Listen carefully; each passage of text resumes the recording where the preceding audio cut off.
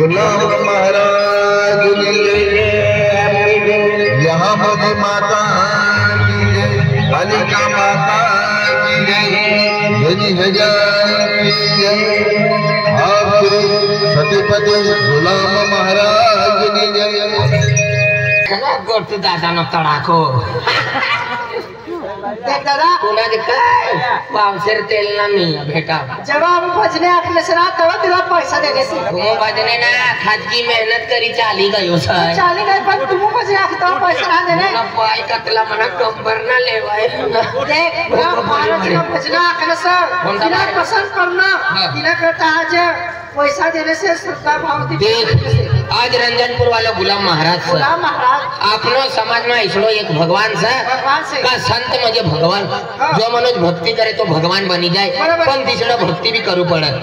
पण जो आज गुलाम महाराज आज भक्ति वालो मनुष्य म्हणजे आज महाराज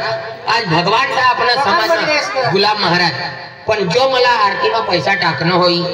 नहा भी टाकणं होई मनी आरती में आरतीला देखी भी लेनो होय हेरी भी लेनो होय तिने गुलाम महाराज मननी इच्छा पूरी करू જોઈએ या मगी माता काय सुख दुख होई तिसना काढी लेजे जिना नौकरी ना लागती हो तिला नौकरी भी लागू જોઈએ जिना पोरी ना होते तिला पोरी भी हो जाव જોઈએ और जिना घर में पैसा टिकता न होय तो पैसा भी टिकू જોઈએ और बठ्ठाजला बेचारे मेहनत मजूरी करीन मला पैसा ही आरती में पैसा टाकणे मेहनत कोई कोणता मानती टाकणो सो कोई कोणता मानती टाकणो सो पण कोणता भी मानती टाकणो है भगवान तिनी मननी इच्छा पूरी करजे और मननी इच्छा एक वर्ष येता येता तिला पूरा काम पूरा हो जाव જોઈએ और जिला काम ना होता है तो काम म्हणजे काल दिन ती काम चालू ज हो जाव જોઈએ गुलाम महाराज तुला विनंती करू बठे गाव में येने होय बठे बठने होय सुवी गई होय तिचनी भी मननी इच्छा करी पूरी करते बाबा जी जय माता जी जय आम्हाला माता जय गुलाम महाराज बट्टा सर सुख साथ देव जय माता तुमनी भी इच्छा पूरी करी मनी करता भी कर जा जरा मनी भी इच्छा पूरी हो जाओ जो हो भगवान भगवान तू मुस जटले बठने से मला हैरान करता इतना मने भगवान तू मुस मनी भी इच्छा पूरी कर जा लाई कम हो जाए बटासला आखी दी बेलो तुनो पोरियो हो आशीर्वाद दी इना इच्छा छ पूरी होय पण बाय बाय तुमनी भी मने पोटी જોઈએ પોયા પિસ્ટલ અને બીડી પીયો તો આન પોટી રની કપડે टाइम पर कपड़े धवी दे टाइम पर भाकर बनाड़ी दे टाइम पर खेत में काम करे टाइम पर मजूरी करे आणि ये पोरी 30 नंबर बीड़ी पी इतनी करता माता मला पोटी देव જોઈએ પોરિયા ના અને 30 नंबर बीड़ी पूरा कता दी लावो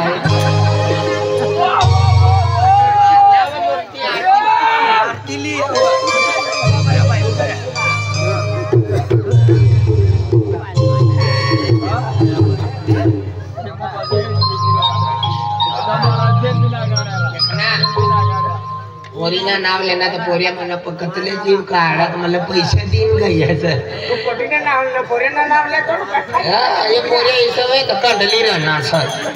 पुरक्यान मायक एक भजन बाकी सर एक भजन बाकी सर हो एक मनी भाई हो दादा ये आदिवासी आपकी जय गुलाम महाराज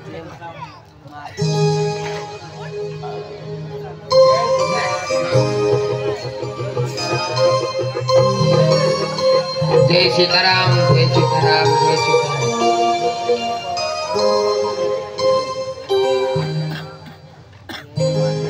मनी इच्छा पूरी हो जाए मला जुलाब खावाड़ दे काय भी कोई वस्तु जुलाब कोई वस्तु पक्को खावाय तो विजय चौधरी भगवान जुलाब का है सब करके लो बा 2 किलो तिनी करता गुलाम महाराज तुला पाय पड़ो रंजनपुर वाला आज रात रात आमो फिरू लागा हमने करता पूरी रात ही मन से बैठी रहने से એની મનની ઈચ્છા પૂરી કરજે કોણતા બી જો મનુષ્ય પેપર દેતા હોય શાળામાં જતા હોય તેના પેપરમાં પાસ આવ જાવ જોઈએ નોકરી ના લાગતી હોય નોકરી भी लाग जीना कोरिया ने होते तीना कोरिया भी हो जाओ जय गुलाम महाराज आपकी जय सीताराम बटकला सीताराम जय माता जी आपकी जय जय दशा माता ओम नमः शिवाय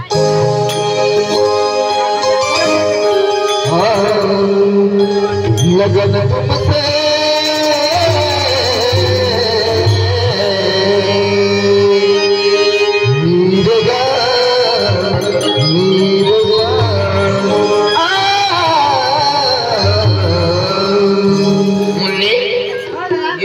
गोपाल भोसले सर गोपाल भोसले सर 50-100 रुपया देनो सर 100 रुपया देनो सर गुलाम महाराज जय मोगरा माता तो आज म्हणजे कॉलेज शिक्षण करे आज म्हणजे 2-3 महीना ना हो जाव जो तिनी नौकरी लागू જોઈએ भगवान आज तुला फक्त 100 विनंती करू तिनी नौकरी हो जाए तर तुला नौकरी लागी जाए तो मला फोन कर दे पूरी रात बैठी रहे गोटू मामो कवई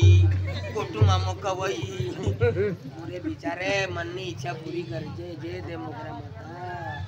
गोटू मामो पण सेल्फी ना काढ ना तू नहीं आ रही सेल्फी काढो तो 30 नंबर पे येत ना तुम हां काय ना पिता ये ना पिता तो ये एक गयो तो यो ऊपर ना यो फुली भगवान राम करे जय गुलाम महाराज लगन तुमसे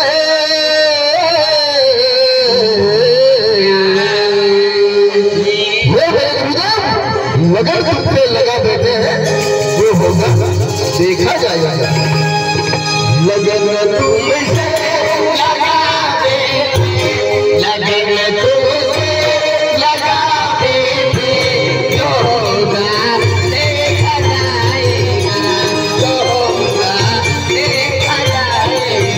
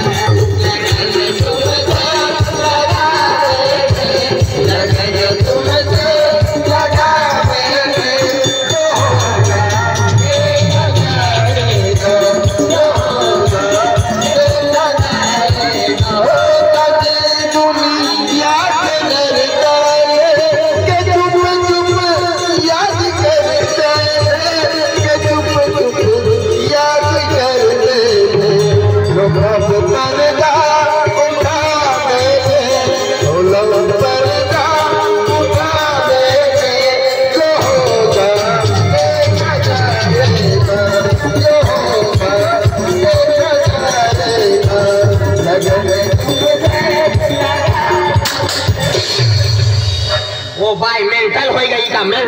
का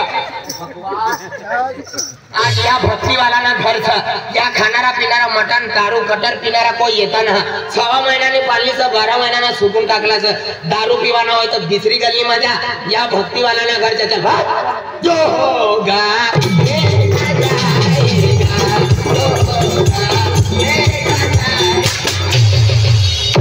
वो या हम उनका ना गरम करता है 1 नंबर खराब मनुष्य है